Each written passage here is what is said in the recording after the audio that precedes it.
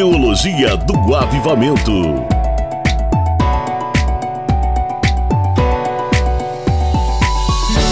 Fala galera top das galáxias, quem fala aqui é o seu professor e pastor Anderson Dias.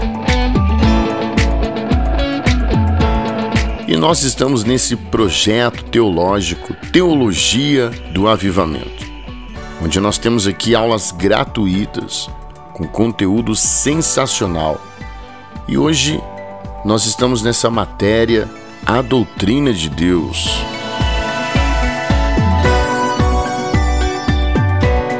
Vamos aprender com o profeta.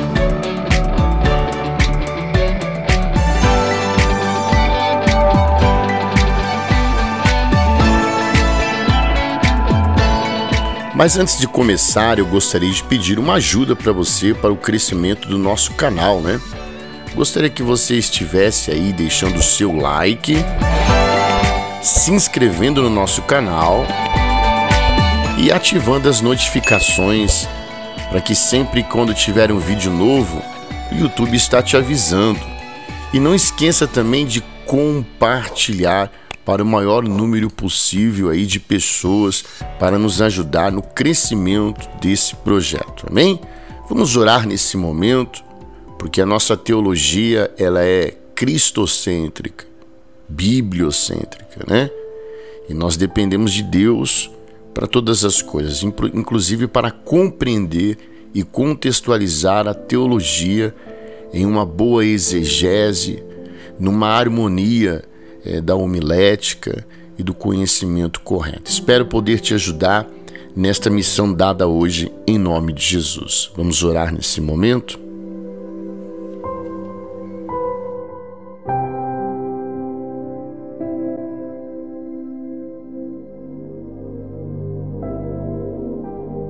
Vamos falar com Deus. Nosso Deus e nosso Pai, mais uma vez eu quero agradecer ao Senhor por tudo que o Senhor tem feito, falado, realizado aqui no nosso meio, concretizado. Senhor, é um milagre. Nós temos assim, em um capítulo desse projeto, sempre concluindo esta questão da teologia do avivamento. Estamos avançando para a honra e glória do seu santo nome. E eu peço, Pai, libere essa atmosfera para o derramar do Teu Espírito, para o concretizar da Tua Palavra, pois nós necessitamos do Senhor, de compreender a Tua Palavra. E esse é um dos maiores milagres que nós temos. É quando o finito consegue compreender o infinito. Muito obrigado, Senhor.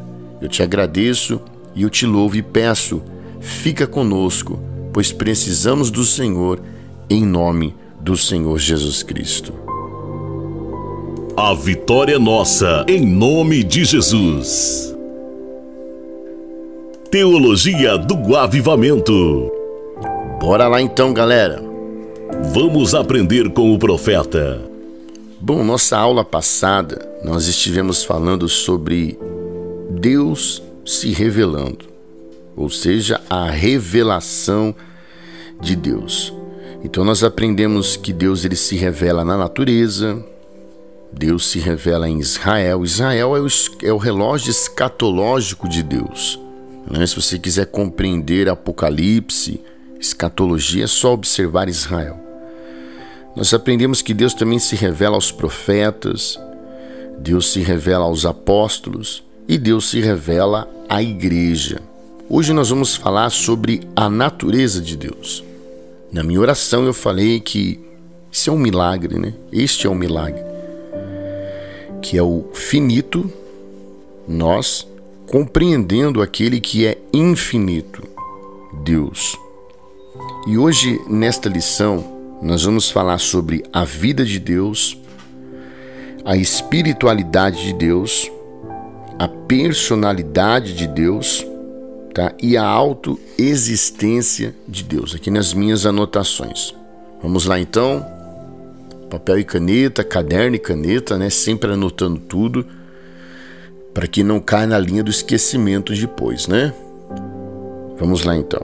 Primeiro ponto, a vida de Deus. É o que eu quero falar aqui com você.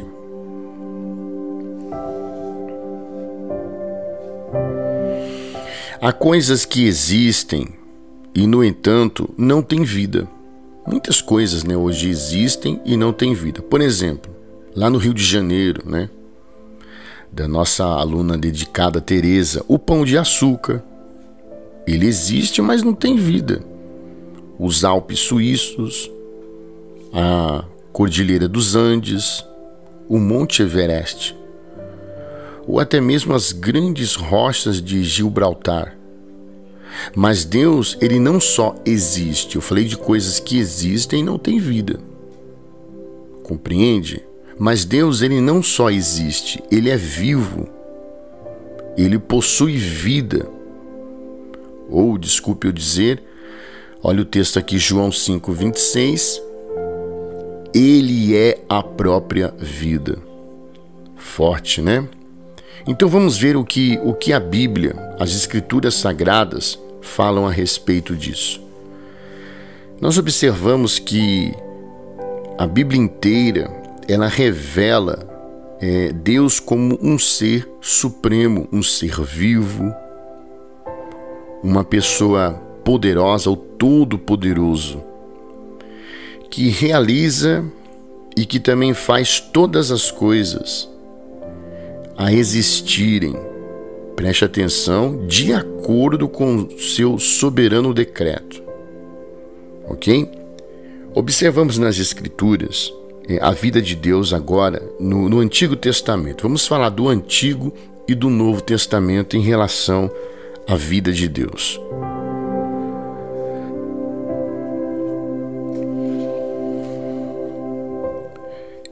No Antigo Testamento, era muito comum os profetas falarem da existência de Deus. Eles contrastavam isso com os deuses pagãos, que não tinham vida. Então eles relatavam Deus de Israel, tá bom? Que daqui a pouquinho eu vou revelar o nome, para a gente compreender o raciocínio, com os deuses pagãos. É só você analisar, por exemplo, eu não vou ler aqui, é um pouquinho longo, mas anote aí, Salmos 115, do verso 1 ao 7. Então vai falar sobre isso, Salmos 115, do verso 1 ao 7. Então vamos lá. Moisés, ele disse que o Deus vivo falou no meio do fogo. Quer anotar esse texto? Deuteronômio 5:26. Eu vou colocar aqui uma série, vou deixar tudo anotadinho aqui na tela para vocês. Então, repetindo. Deuteronômio 5:26. Nós estamos falando da questão da vida de Deus no Antigo Testamento, correto? Deuteronômio 5:26. Moisés, ele relata que o Deus vivo falou no meio do fogo. Deus vivo. Ok? Agora, 1 Samuel 17, verso 36. 1 Samuel 17, 36. Davi disse que Golias estava afrontando os exércitos do Deus vivo. Olha o Velho Testamento testificando a vida de Deus. Agora, em 2 Reis 19, 4. Eu disse 2 Reis 19, 4. Ezequias disse que Rabsaque, que era mensageiro do rei da Síria, ele foi enviado para afrontar o Deus vivo. Você está observando a testificação do Velho Testamento em relação à vida de Deus? Observe também em Salmos 84, verso 2. Eu disse Salmos 84, verso 2. Fala sobre os filhos de Coré. Num dos seus salmos eles disseram: o meu coração e a minha carne exultam pelo Deus vivo. Mais dois textos para comprovação da vida de Deus no Velho Testamento. Daniel capítulo 6, verso 20. Eu disse Daniel 6, 20. Aqui nós vimos o rei Dario, quando ele chamou Daniel. Ele chamou Daniel do quê? De servo do Deus vivo. Dario era um rei pagão e reconheceu a questão da vida de Deus. Último texto para comprovarmos a vida de Deus no Velho Testamento está em Oséias, capítulo 1, verso 10. Eu disse Oséias 1, 10. Oséias disse de Israel: vós sois filhos do Deus vivo. Então observe que o Velho Testamento ele entra em concordância sobre a vida de Deus. E o Novo Testamento? Vamos lá então. Anote aí, agora a série muda, né? Tudo anotado na tela aqui para você. Mateus capítulo 16, verso 16. Nós estamos falando da vida de Deus no Novo Testamento. Já mostramos no Velho, vamos ver no Novo. Mateus 16, verso 16. Nós vamos observar Pedro quando ele declarou ser o quê? Cristo, o Filho do Deus vivo. A Bíblia explica a Bíblia. A Bíblia tem resposta, gente. Por isso que nós temos que ter uma boa exegese, sempre de textos e contextos. Tá, um outro texto aqui, Atos capítulo 14, verso 15. Eu disse Atos 14, 15, onde Paulo exortou os habitantes de Listra a se converterem ao Deus vivo. Olha aí o Novo Testamento testificando a vida de Deus. Por que nós estamos dizendo isso? Porque para muitos Deus é uma força ativa. Tá? Deus é o universo, que é o pensamento panteísta. Então nós estamos comprovando aqui.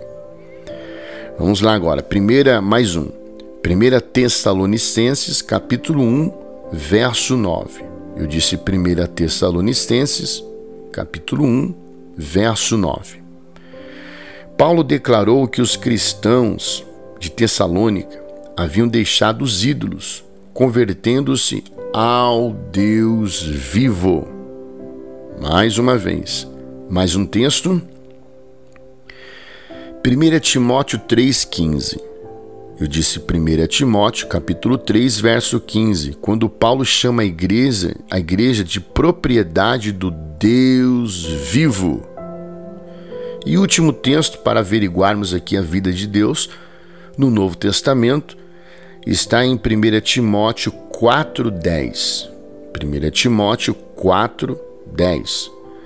Aqui Paulo diz termos postos a nossa esperança no Deus vivo.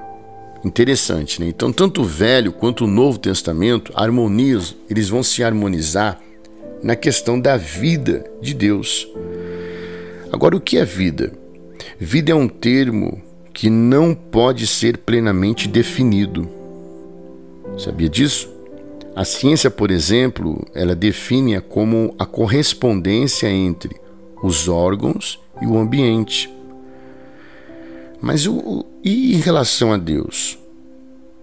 Quanto a Deus, significa muito mais que isso, onde observamos que Deus não tem ambiente vivencial como nós temos.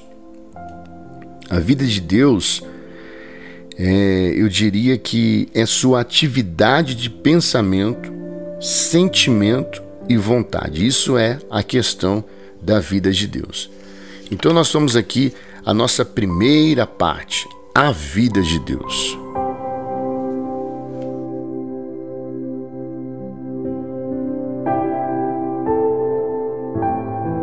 Acesse o nosso site amigosdoavivamento.com.br. Vamos aprender com o profeta. Bora lá. Agora nós falamos da vida, vamos falar agora da espiritualidade de Deus, porque Deus é também um espírito vivo, tá? Muito cuidado com aí quando se fala espírito, porque é uma coisa muitas vezes morta para alguns pensamentos ou filosófica. Vamos falar agora da espiritualidade de Deus. Observe comigo que quando lá em João, eu já vou dar o texto já, quando a mulher samaritana, ela disse a Jesus, o que ela falou assim? O que ela falou? Nossos pais adoravam neste monte. Vós, entretanto, dizeis que em Jerusalém é o lugar onde se deve adorar. E o que Jesus disse? Esse texto está lá em João, capítulo 4, do verso 20 ao 24. João 4, do verso 20 ao 24. O que Jesus respondeu para a indagação da mulher samaritana? Ele disse assim: mulher, podes crer-me que a hora vem, quando nem neste monte, nem em Jerusalém, adorareis o Pai. Vós adorais o que não conheceis, nós adoramos o que conhecemos, porque a salvação vem dos judeus. Mas vem a hora, e já chegou, em que os verdadeiros adoradores adorarão o Pai, em espírito e em verdade, porque são estes que o Pai procura para seus adoradores. Deus é espírito, e importa que os seus adoradores o adorem em espírito e em verdade. Então, o que nós observamos aqui, filhos, que Deus ele é espírito. Mas espere aí, ele é um espírito com personalidade plena. Ou seja, ele pensa, ele sente, ele fala. Deus ele não está sujeito às limitações às quais eu e você temos, porque nós temos um corpo físico. Deus não tem essas limitações. Então a pessoa de Deus não se compõe de nenhum elemento material. Sendo assim, ele não pode ser visto com olhos naturais, nem apreendido por sentidos naturais. Nós estamos aqui fazendo teologia, mas nós oramos para entrarmos no âmbito espiritual de compreensão daquilo que Deus permite nós o conhecermos. Amém? E existe um ensino de que Deus é espírito. Isso não implica que Deus tenha uma existência indefinida ou irreal, porque parece que a questão do mundo espiritual para muitos é uma coisa irreal, inexistente. Deus é uma pessoa real, mas de natureza infinita, que não se pode apreendê-lo pelo conhecimento humano. Por isso que a questão do texto de João 4, 20 fala de adoradores. Então, seres espirituais. Tá? Nós vamos falar agora das aparições teofânicas, as aparições de Deus, tá? Que nós chamamos de teofanias. Vamos lá?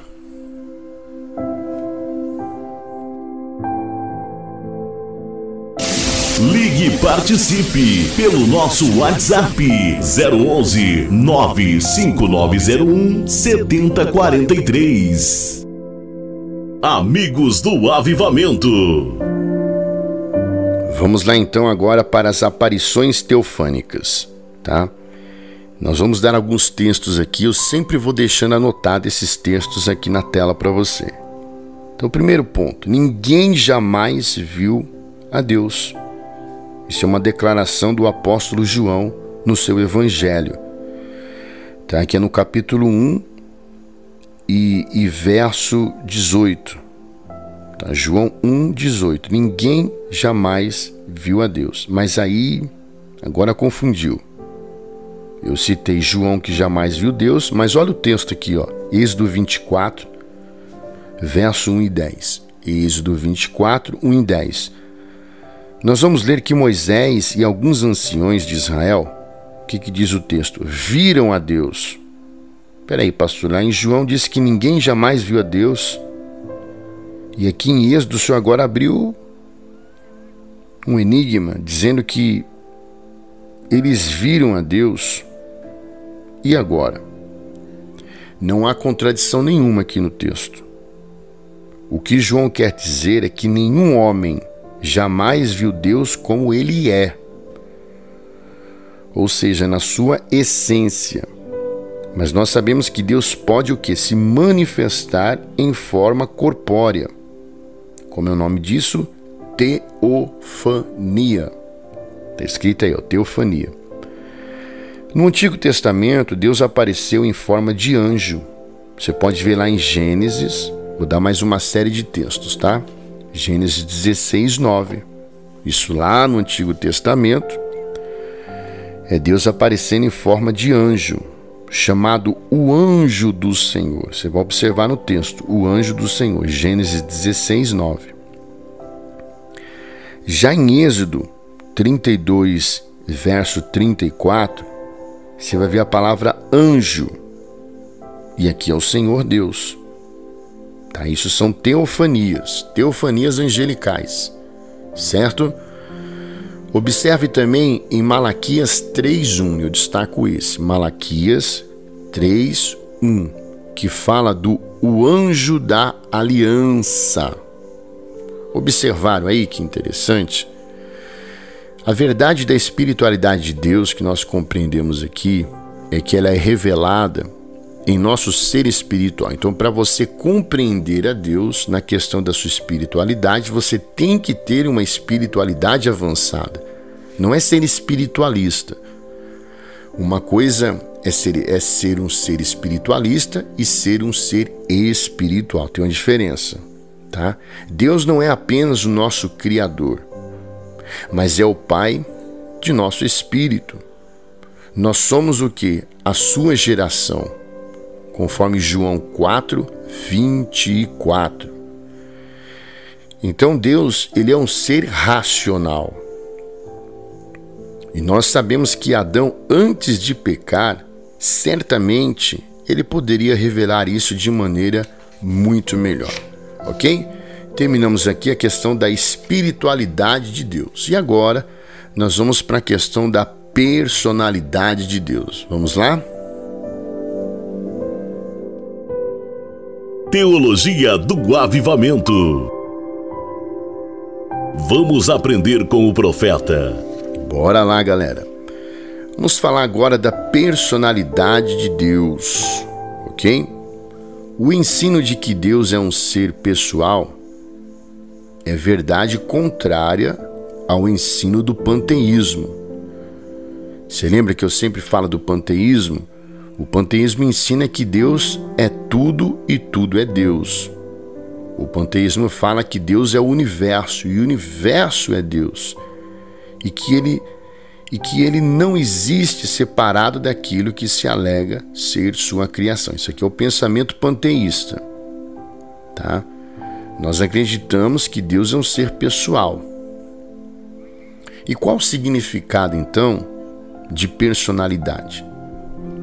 Primeira questão da personalidade, existência, que ela vem de autoconsciência. Então, uma existência dotada de autoconsciência.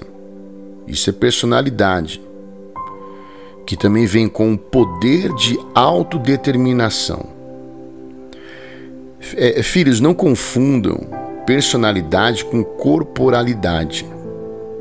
São duas coisas diferentes, tá? Ou, de repente, a existência de um corpo material, que é a corporalidade que eu estou falando aqui. Que é uma questão composta por cabeça, tronco, membros. Isso é questão homem. Não é personalidade isso, tá? Duas coisas distintas, personalidade e corporalidade. E o que a Bíblia fala, pastor, sobre a personalidade de Deus? Primeira questão, o nome. Ter o nome. O nome é uma das mais fortes evidências da personalidade de um ser. Um dos nomes mais importantes pelos quais Deus se tem feito conhecer na questão do relacionamento com o homem é de Jeová. Olha a palavra aí, Jeová. Foi por esse nome e suas várias combinações que ele se revelou nos dias do Antigo Testamento. Então vamos ver aqui alguns títulos.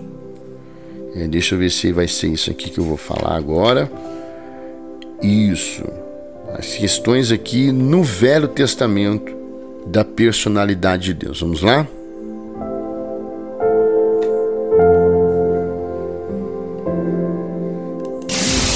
Ligue e participe pelo nosso WhatsApp 011 95901 7043. Vamos aprender com o profeta.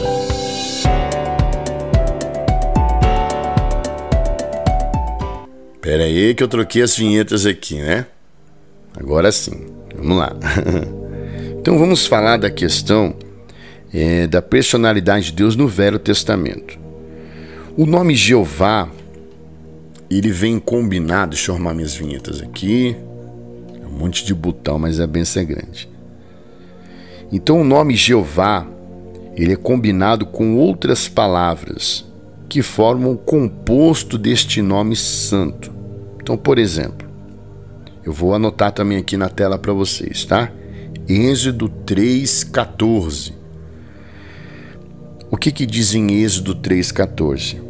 Disse Deus a Moisés: Eu sou o que sou. Disse mais: Assim dirás aos filhos de Israel: Eu sou, me enviou a vós outros. Então a pronúncia eu sou, tá?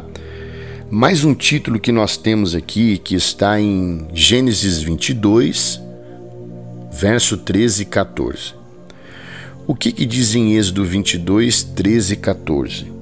Tendo Abraão erguido os olhos, viu atrás de si um carneiro preso pelos chifres, entre os arbustos. Tomou Abraão por carneiro e o ofereceu em holocausto, em lugar de seu filho.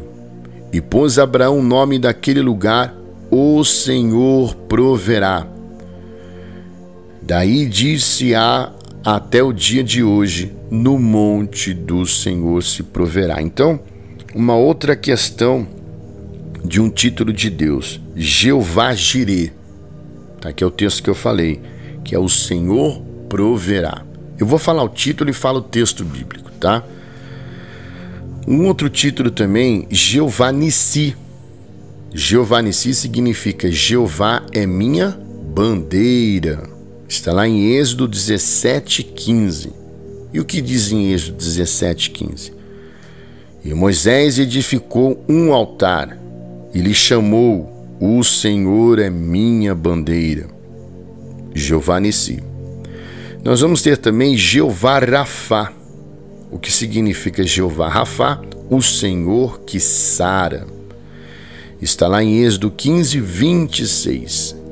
Êxodo 15:26 diz: E disse: Se ouvires atento a voz do Senhor teu Deus, e fizeres o que é reto diante dos seus olhos, e deres ouvido aos seus mandamentos, e guardares todos os seus estatutos, nenhuma enfermidade virá sobre ti, dos que enviei sobre os egípcios, pois eu sou o Senhor que te sara.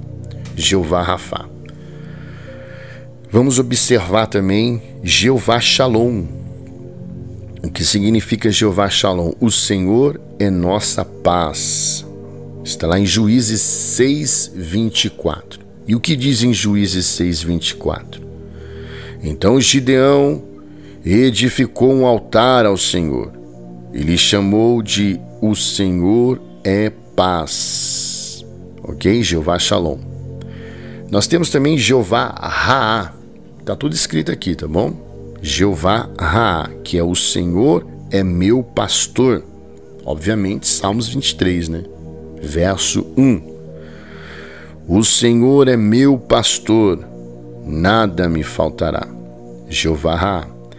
E aí nós vamos ter também o Jeová Tzidkenu.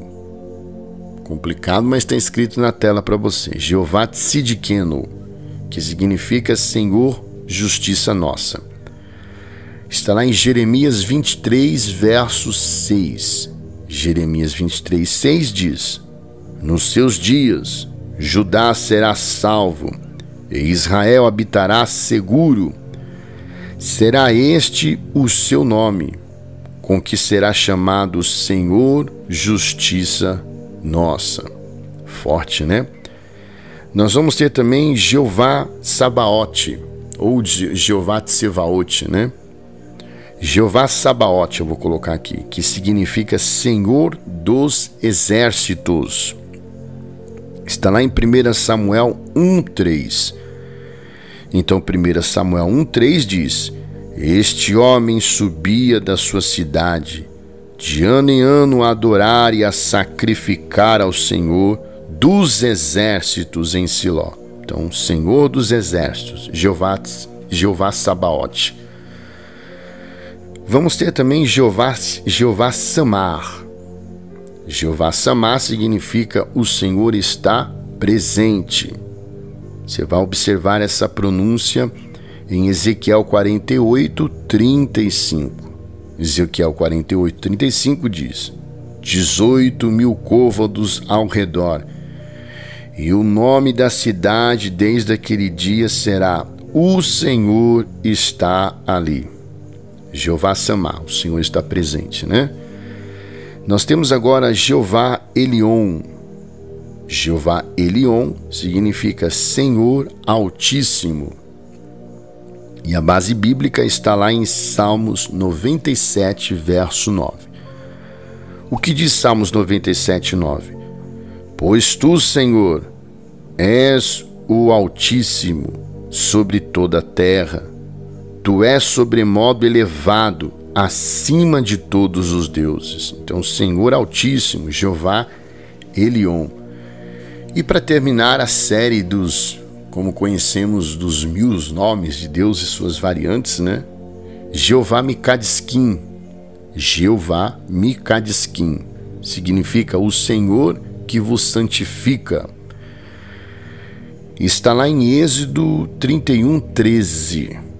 Êxodo 31:13 diz: tu, pois, falarás aos filhos de Israel e lhes dirás: certamente guardareis os meus sábados, pois é sinal entre mim e vós nas vossas gerações, para que saibais que eu sou o Senhor que vos santifica. Jeová Mikadiskim. Interessante que aqui o sábado está bem relatado a Israel, né? Mas isso é uma outra questão aí, ok? Agora nós vamos falar da personalidade de Deus no Novo Testamento. Bora lá?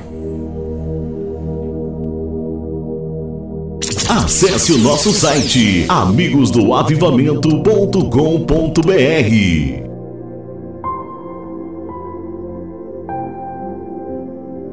Vamos aprender com o profeta. Bora! Vamos lá. Agora a personalidade de Deus no Novo. Nós já falamos do Velho, vamos falar do Novo Testamento, ok? Nós mostramos evidências, então, da personalidade de Deus através de nomes pelos quais ele é conhecido no Antigo Testamento. E no Novo?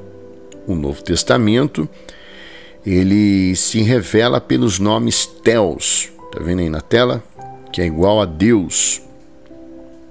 Kyrios, que é igual a Senhor. E Pater, que é igual a Pai. Ok?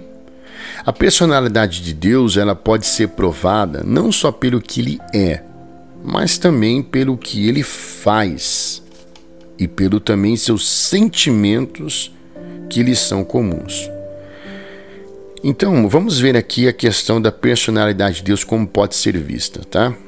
Primeira questão, pelos pronomes pessoais empregados para distingui-lo. Então, os nomes pessoais, nós vamos ver ali em João 17:3. João 17:3 vai falar de tu e te. São os pronomes pessoais. Vamos ver João 17:3. E a vida eterna é esta, que te conheçam a ti, o único Deus verdadeiro, e a Jesus Cristo a quem enviaste. Está vendo a questão dos pronomes pessoais aqui? Uma outra questão de destaque também, tudo isso em relação à personalidade de Deus. Os pronomes pessoais ele e lhe. Vamos ver aqui em Salmos 116, verso 1 e 2. Então o que diz em Salmos 116, 1 e 2? Amo o Senhor. porque ele, há um pronome aí, ouve a minha voz e as minhas súplicas, porque inclinou para mim os seus ouvidos, e invocá-lo-ei enquanto eu viver. Viu a presença da questão dos pronomes pessoais aí? Uma outra questão também da personalidade de Deus no Novo Testamento são pelas características e propriedades da personalidade que são atribuídas a Deus. Por exemplo, personalidade, né? Gênesis capítulo 6, verso 6, fala da tristeza. Deus se entristecendo. Vamos ver em Gênesis 6:6? Então se arrependeu o Senhor de ter feito o homem na terra, e isso lhe pesou no coração. Então, a manifestação de uma característica de Deus na sua personalidade de tristeza. Uma outra coisa que Deus sente para comprovar a sua personalidade, a ira. Então está lá em 1 Reis 11:9. 1 Reis 11:9. Que diz assim: pelo que o Senhor se indignou contra Salomão, pois desviara o seu coração do Senhor, Deus de Israel, que 2 vezes lhe aparecera. Observou aqui, Deus se indignou. É uma ira. É mais uma questão da personalidade de Deus. Uma outra propriedade também da personalidade de Deus que nós atribuímos é o zelo. Está lá em Deuteronômio 6:15, que diz assim: porque o Senhor teu Deus é Deus zeloso no meio de ti, para que a ira do Senhor, apareceu ira de novo aqui, né?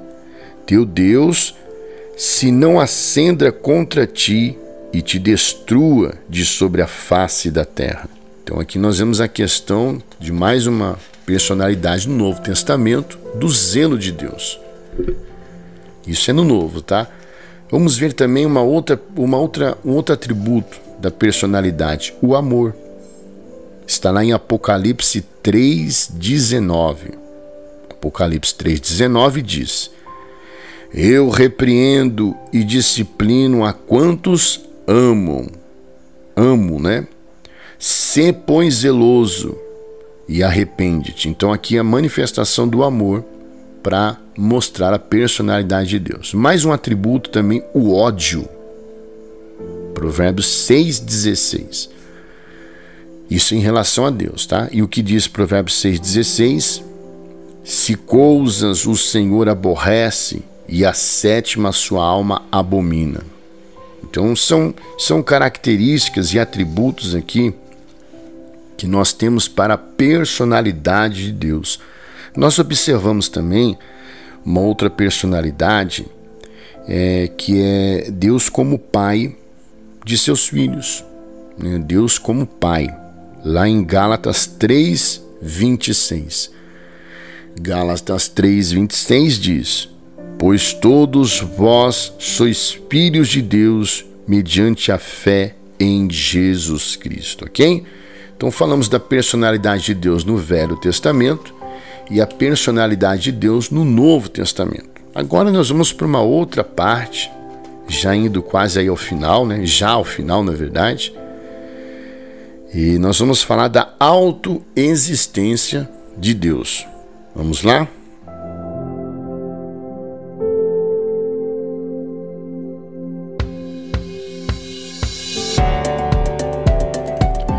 Eita, mas esse meu botão aqui tá uma benção, hein? Pera aí que agora é outro fundo calminho também aí pra gente, né? Vamos lá? Vamos aprender com o profeta. Bora! Vamos falar agora da autoexistência de Deus. Tá? É importante nós falarmos isso, porque Deus, autoexistência, ele existe por si mesmo. Esse negócio de que Deus foi criado, isso não existe. Ele existe por ele mesmo. Por que eu estou dizendo isso? Porque muitos erros têm se agregado em torno deste ensino. Por exemplo, há um homem chamado Lactâncio, E Lactância ele ensinou que antes de todas as coisas, Deus foi procriado de si mesmo. Absurdo. Pelo seu próprio poder fez a si mesmo. Então Deus ele possui uma eternidade futura. Nós somos eternos também. Não há aniquilação, como muitos ensinam, né? Não há, nós somos eternamente no futuro, somos eternos. Só que Deus ele tem eternidade futura também, só que Deus tem a eternidade passada. Ele sempre existiu, ele não foi criado. Isso é um erro, tá? De Lactância. Este erro parte da suposição de que Deus existe, ou melhor, que a existência de Deus ela se é explicada pelo princípio de que todo início deve ter uma causa. Portanto, é necessário descobrir uma causa para Deus. Minha Mel aqui, a cachorra, né? Então, Deus nunca teve início. É nisso que nós acreditamos. Deus nunca teve início. Mas, pastor, aí não tem como a gente entender. Mas calma lá. Discorra o pensamento comigo aqui. Primeira questão, Deus é absolutamente independente de tudo. Então Deus não existe por depender de uma criação. Ok? É diferente da vida das pessoas, das criaturas. A vida de Deus não vem de fontes externas. Se o universo não existisse criaturas, essa não existência em nada afetaria a existência de Deus. Deus não depende das pessoas, não depende de nós. Deixe bem claro isso, nós dependemos de Deus. Segundo a Bíblia, antes que existisse vida em qualquer outro lugar, Ele tem vida em si mesmo. João 5:26. Ok? Para nós terminarmos, então, no escopo sem limites do pensamento humano e angélico, nunca poderá ser encontrado um mistério mais profundo do que a autoexistência de Deus. Então isso é um mistério que nós devemos respeitar. Nós não estamos aqui na teologia para dissecar e conhecer mais sobre Deus. O que nós conhecemos é até onde Ele permite. Amém? Espero que tenha ajudado um pouco mais você. Essa é a natureza de Deus. E nós vamos continuar na próxima aula também, falando um pouco mais da questão da existência de Deus, porque tem bastante coisa, né, para se falar nesse contexto. Tá bom, gente? Espero que vocês tenham gostado, filhos, e compartilhe isso para mais pessoas, porque é muito importante esse projeto crescer. Nós estamos assim, não numa questão de uma placa de uma igreja, nem mesmo religião. Nós estamos aqui como aprendizes da santa palavra de Deus. Amém? Nós vamos chegando ao final. Agora é a vinheta certa, né, pastor Anderson? Que eu vim trocando as vinhetas tudo aqui. Espero que você tenha gostado. Eu vou deixar um questionário aqui, 2 questõezinhas para você responder, tá bom? Procure responder aí, que vai ser bênção. Teologia do Avivamento. Galera, Deus abençoe. Fui. Espero que vocês tenham gostado. Até mais.